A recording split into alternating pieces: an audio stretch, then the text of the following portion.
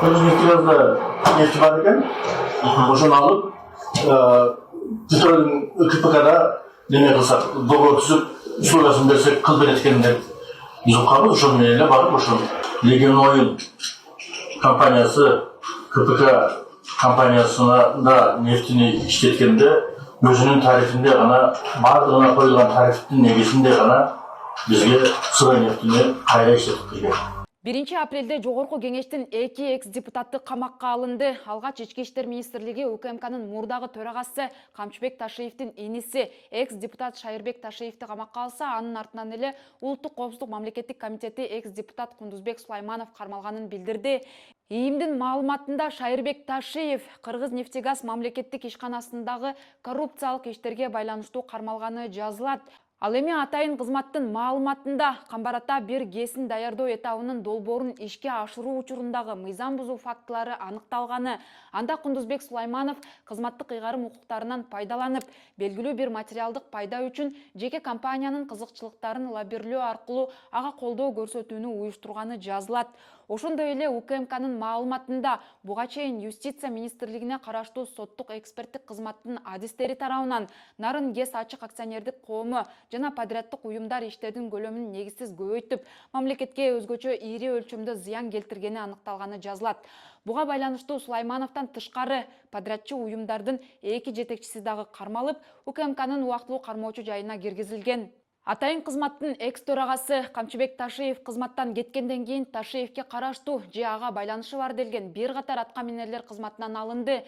Жогорку кеңештин төрагасы да алмашып, бир нече депутат биринин артынан бири мандатын тапшырды. Ага улай 16 мартта салык кызматы Кыргыз нефтегаз ачык акционердик коому тууралуу иликтөө чыгарган. Анда аталган ишканада коррупциялык схема болгону айтылып, УКМКнын экс-төрагасы Камчыбек Ташиевке байланышы бар делген 10дон ашык компаниянын аты аталган. Салык кызматы аталган схемадан мамлекет болжол менен 3 миллиард 148 миллион 908 миң сомдон кур калганын билдирген.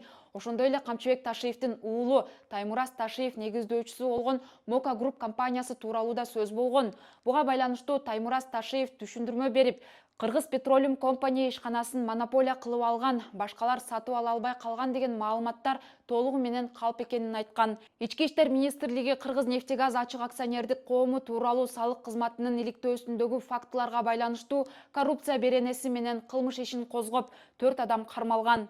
Кармалгандардын арасында Камчыбек Ташиевдин жээни Байгазы Матисаков да бар. Ошондой эле бул ишке байланыштуу Улуттук банктын мурдагы төрагасы Мелис Тургунбаев дагы кармалып, кайра үй камагына чыккан. Ташиев 17 февралда чет өлкөгө убактылуу чыгып кеткен. Бир айдан кийин, тактап айтканда 19 мартта Кыргызстанга учуп келип, Ички иштер министрлигинин тергөө башкармалыгында 5 саат сурак берген. Ошондо Ички иштер министрлигинин басма сөз кызматынын жетекчиси Султан Макилов Камчыбек Ташиев күбө катары 2 иш боюнча сурак берип жатканын билдирген. Алар Кыргыз нефтегаздагы коррупциялык иш жана 75 адамдын кайрылуусу боюнча козголгон кылмыш иши.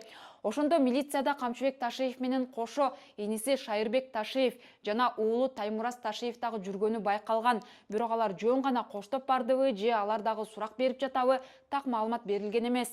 Кийинчерээк Камчыбек Ташиев тергөө тууралуу маалыматтарды ачыктабоо боюнча тил катка кол коюп бергени айтылган. Сиз медиа хабты көрдүңүз. Мен аты жөнүм Асель Шамилова. Кийинки көрүшкөнчө аман туруңуз.